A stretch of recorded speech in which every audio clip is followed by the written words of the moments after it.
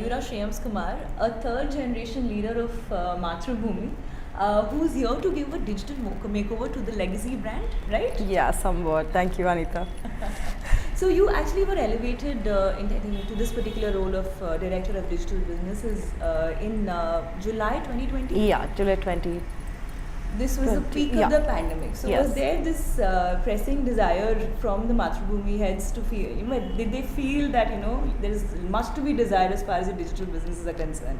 See, like most businesses, we knew that digital was the way forward, and there had to be some attentive direction that the company had to give in terms of in digital. And yeah, when it comes to third generation, let it be like my age or the understanding of the domain, let it be from the consumer perspective or business perspective, I believe I had the knowledge there to take that forward.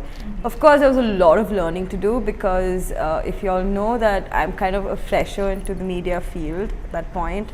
And as a director, definitely one of the most fresh faces that you will see, like with no experience or anything. I think the company did take a gamble and a risk, but I'm glad that they gave me this opportunity.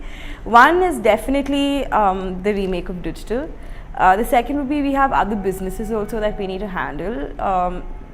Both in the traditional space and the digital space, and I believe I had the knowledge and the bandwidth to probably handle them. So I handle FM, our publishing house, and digital.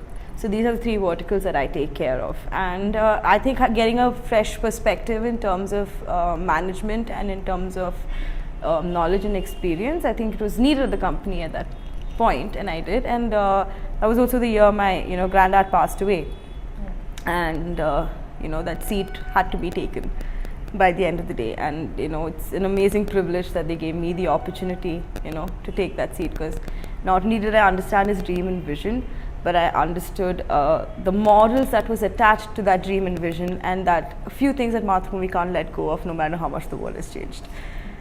So I believe that understanding was also there. Now you have an e-paper. How many subscribers do you have at this point, and across India, and how many outside of Kerala? Yeah, so I think as of now it's roughly, I think around 30,000 as I've spoken to you about. Our peak has gone up to 50, but as e-paper, we do have most of our subscribers from say GEC countries and other cities of India, like Bangalore, Delhi, etc. People who are interested in knowing what has happened in their locality in Kerala. So those who don't have complete access to that avid local news. So we have that.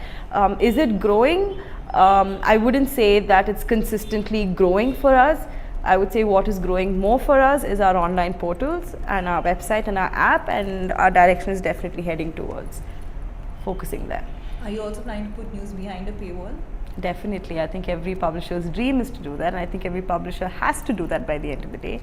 We do offer a certain amount of credibility to our news. We do take in a lot of steps in order to ensure that we give our society verified news, and that does come at an expense to every publisher. But more than that, with the flood of information that exists, especially during and after COVID, the kind of flood of information that you have, you don't know what is credible and what is not. I think we have an important position there to ensure that everybody is given that credibility. So yeah, we're definitely looking at a paywall, and I think every publisher has to at some point.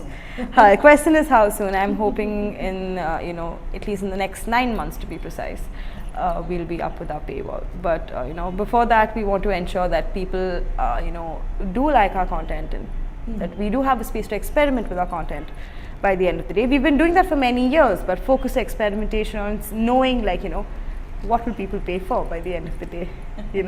Of course, credibility is there, but there's a lot of specialization required in today's day and age, because you can't be a jack of all trades everywhere. Okay. So understanding that as well. Your app, your website and app also has an option where you can read the news in English. Now, is that a way, an attempt to get more and more youth to come to your website and your digital platforms, because probably they identify with English language more? Is that the case? An aspect of it is definitely the youth, and I think even with our social media platforms, when it comes to Twitter and Instagram, we do focus on English news a little more. So, there's a wider audience reading it, but our same focus is there in Malayalam. But yeah, we do this for the youth, but I think more than that, we also do it for a diaspora that exists all over the world of Malayalis. I think there are a lot of people who want to know what's happening in Kerala, may not know the language, but want to know what's happening in Kerala. And we definitely want to be, one of the primary services to ensure that, they have the news that they need.